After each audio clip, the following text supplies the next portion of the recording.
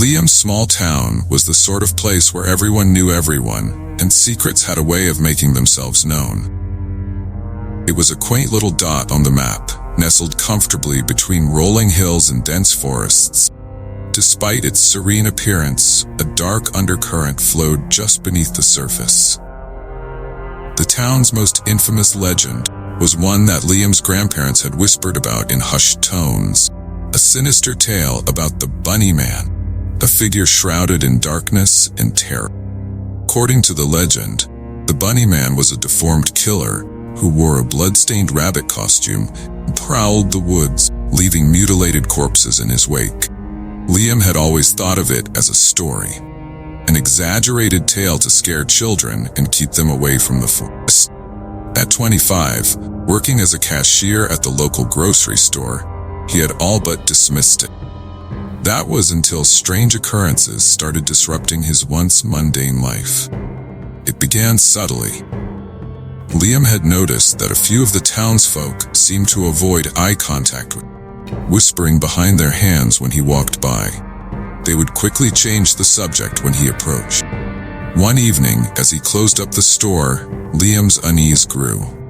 A shadowy figure had been lurking near the edge of the parking lot, disappearing into the trees whenever Liam tried to get a closer look. A week later, during a particularly stormy night, Liam was working the late shift when the store's power flickered and went out. The store was cast in a suffocating darkness, with only the glow of his phone providing any illumination. As he fumbled to locate a flashlight, the phone's screen lit up with an unfamiliar message. "I'm watching you." His heart pounded in his chest as he looked around, but the store remained silent and still. He dismissed it as a prank, but the unease lingered. The next day, the news broke out that a local teenage girl had gone missing. The entire town was thrown into a frenzy, with search parties scouring the woods and fields. The disappearance hit Liam hard. He remembered the girl from when she used to come into the store with her mother. The following evening, Liam was heading home when he noticed a strange figure standing in his yard, just outside the tree line. The figure was dressed in what looked like a tattered bunny costume. Liam's breath caught in his throat. It was too dark to make out any features, but the outline was unmistakable. Feeling a sudden rush of fear, Liam quickly locked his car doors and sped off, his mind racing with a mix of terror and confusion. When he arrived home, he found a small, blood-stained card taped to his front door with the message, "You're next." The terror continued to escalate. Liam began receiving strange phone calls in the middle of the night, distorted voices whispering incoherently and then hanging up abruptly. His friends noticed his growing paranoia and tried to reassure him, but Liam could barely keep his composure. One day, while working at the store, a regular customer, Mrs. Hawkins, approached him with a trembling voice. She handed him a worn envelope, its edges frayed and yellowed with age. Inside was a collection of old photographs, depicting various individuals in unsettling poses, always with their faces obscured by a crude, homemade bunny mask. Mrs. Hawkins revealed that she had discovered the photographs while cleaning out her attic. She had found them in an old trunk labeled with the name Carver. According to her, the Carver was an old nickname for the Bunny Man, an individual who used to be a part of their town, a man who disappeared after a series of gruesome murders that shocked the community decades. Driven by mounting dread, Liam decided to investigate the origins of the Bunny Man legend. He visited the local library, where he stumbled upon old newspaper articles detailing a series of bizarre and gruesome murders that occurred in the town during the 1970s. The Bunny Man was described as a man in a bunny costume who would lure his victims into the woods and then carve grotesque symbols into their bodies before killing them. The most chilling discovery came when Liam read about a survivor, a woman who had escaped the Bunny Man's clutches and lived to tell the tale. She described how the Bunny Man would taunt his victim, leaving clues and warnings before he struck.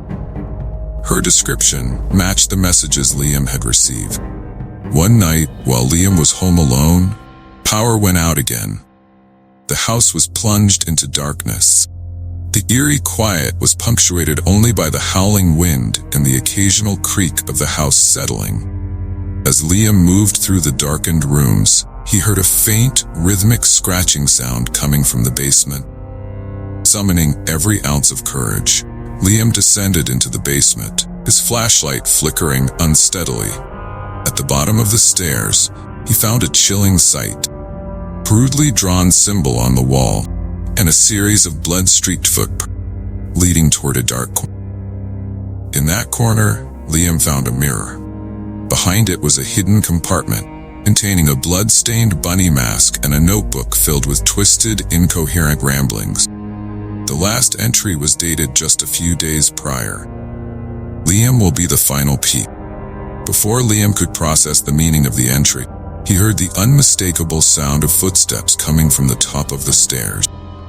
Panic set in as he raced back up, but when he reached the main floor, he found the house empty. Days turned into weeks, and Liam's fear transformed into a relentless paranoia. He found himself constantly looking over his shoulder, every sound in the night making him jump. The town's search for the missing girl had come up empty, and the fear of the bunny man seemed to suffocate the entire community. One night, while walking home from work, Liam saw something that made his blood run cold. There, on the street corner, stood a figure in a blood-stained bunny costume. It was not a stranger, but someone he recognized. Former co-worker from the store who had recently been let go due to erratic behavior. Liam's heart raced as he tried to call the police, but his phone slipped from his trembling hand. The figure began to approach him, moving with an unnerving, jerky motion. The figure raised a knife, its blade gleaming in the streetlight. Liam's scream was swallowed by the night. The figure lunged. The next morning, Liam's body was discovered in an abandoned warehouse on the edge of town. He had been gruesomely mutilated, his body left in a position that resembled the symbols found in the old newspaper article. Townspeople were horrified, but the true nature of the tragedy was hidden from them. The Bunny Man's legend was revived, with whispers of a new wave of terror sweeping through the town. Truth was far more disturbing. Liam's former co-worker, driven mad by the dark history and the Bunny Man's influence, had been the one tormenting him all along. In a twisted homage to the original legend, the co-worker had taken on the role of the Bunny Man, driven by an obsession to fulfill the dark prophecy written in the old notebook. As for Liam, his life had become another chapter in the chilling legend that had once been dismissed as nothing more than a spooky story. His tragic end was a reminder of the darkness that can lurk beneath the surface, even the most familiar places.